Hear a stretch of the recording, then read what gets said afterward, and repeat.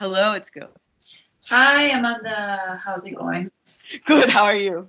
I'm doing good, hanging in there. Yeah. Good.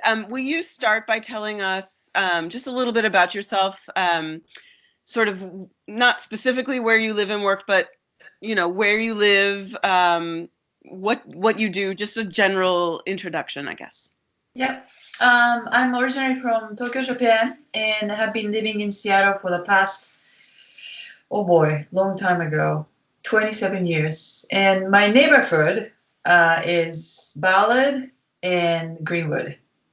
And then I work full time as an independent artist.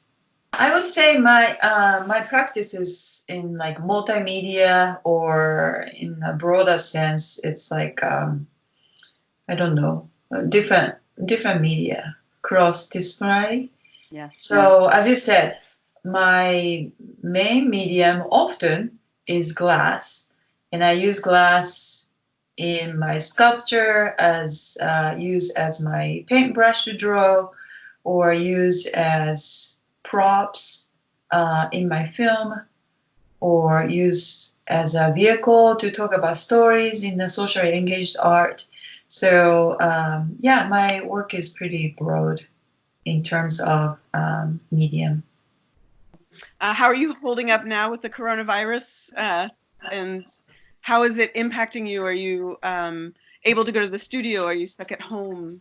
Any of those, anything you want to say? I know this is like my, is that a second week, isn't it?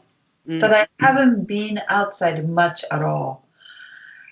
Yep, I was going to studio every day until then, and then I have few closer friends that who have possibly affected um, by the virus, and then I think they're still waiting for the test result. So that kind of make me think that I should just really isolate myself for a while.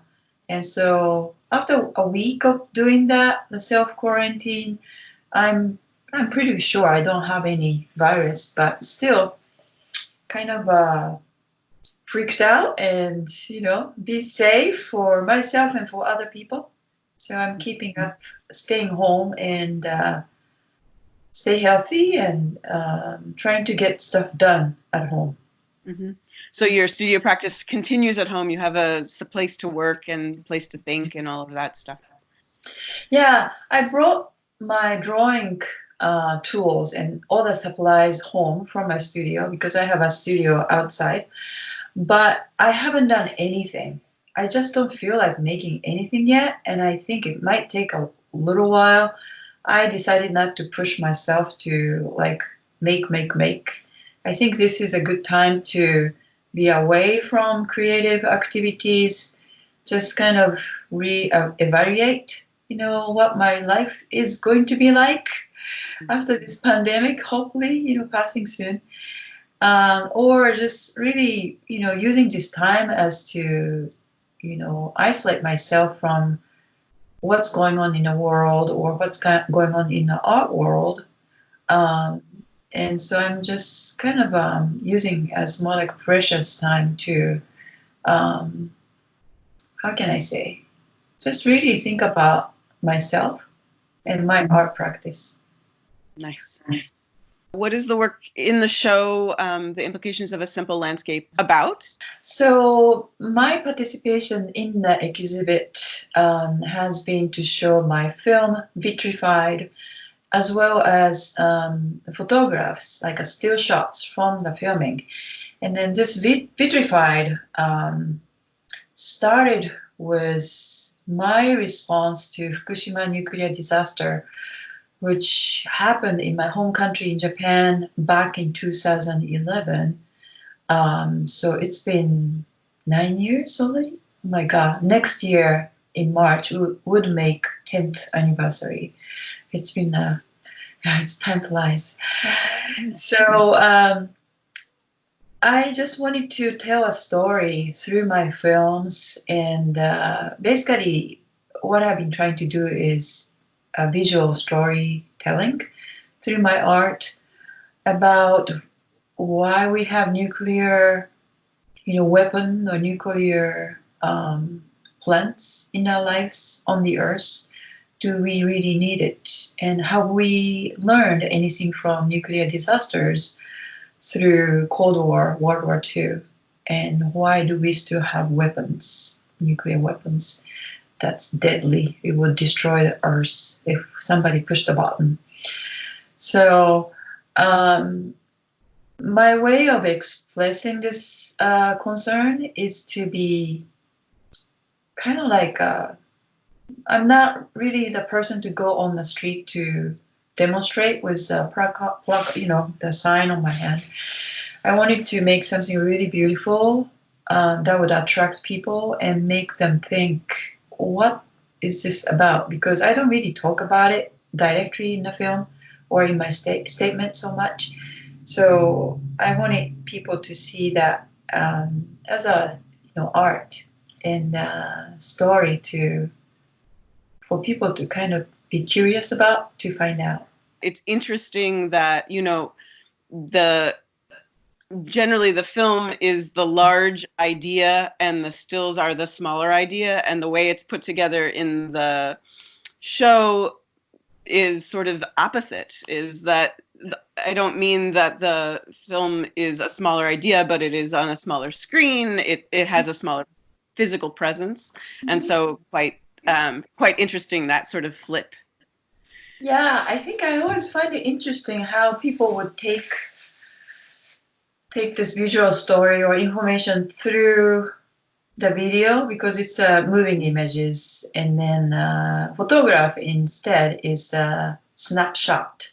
So it's kind of like, highlight of your memory from the video, and especially those particular framing of the still shots that I took and I created for the show is something very, how can I say, it changed the sense of seeing things, maybe a change of scene or some moment that would be captured in certain purpose.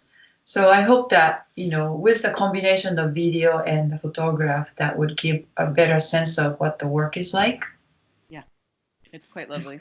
Yeah, you're sort of showing what the highlight that you're interested in ends up being. Right. What are you working on in the studio now? We sort of talked about that, but maybe it's what your studio kind of is looking like, I know that you are sort of trying to fold it down a little bit, so that you can maybe do some traveling and some maybe potentially talking about what's going on with that.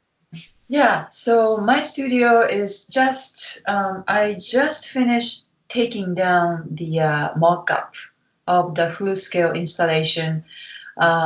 It's called Broken Poems of Fireflies, and it's a really large installation, took over the whole space of my studio. That's 16 feet by 10 feet by, how is that, 5 feet high? Basically, it's a large platform with about 80 pieces of uranium glass orbs. That's also show up in the film. And then it is going to be exhibit at the Washington State University. And the date, I don't know, supposed to be May, but who knows? But it will be happening. And then that's one, to me, was a major project to produce and be ready for the exhibit. And I'm glad to see that that is pretty much wrapped up and waiting to be picked up by a shipper anytime soon. So that's one kind of like a punctuation I had in my studio practice. And then I was thinking about using my old artworks from Glass Pyrograph series.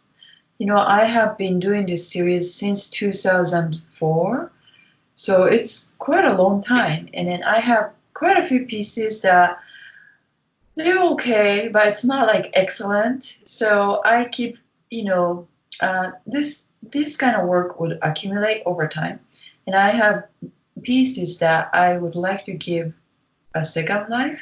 So I was thinking about compiling them together and maybe gluing them together to make a block of paper, so that would become like a almost like a large wood piece, kind of going back to pulp to wood. And then I would curve and sculpt and then maybe go back to bring them back to glass studio to burn again. So I wanted to make like a three-dimensional pyrograph. So that would be a next phase of sort of recycling, upcycling, which I wanted to do during this time after I ship out the artwork so that my studio is kind of empty to make something like experimental. Lovely. Yeah. Thank you. And then where can we see more of your work? And if there's any, additional things that you want to add? Yeah. So, well, it's virtual now Yeah. during this time. But Winston walked to Seattle, and I discussed to change my physical exhibit. It's supposed to start in July into virtual. So we just launched a virtual exhibit on Artsy, and then it is showing 17 new works that I created and delivered to the gallery before we had this self quarantine started. And then this is a group of glass pyrograph pieces on paper. And then the title of the work or exhibit called New Traces. But my intention was to go back to my kind of origin, how I started this series, over 15 years ago. Um, Literally, I focus on the process and technique of how I use molten glass to draw onto paper and how I use this charred marking as to capture the moment and then kind of record my action as an art. So that's what I did for this new series, and it's available for view online.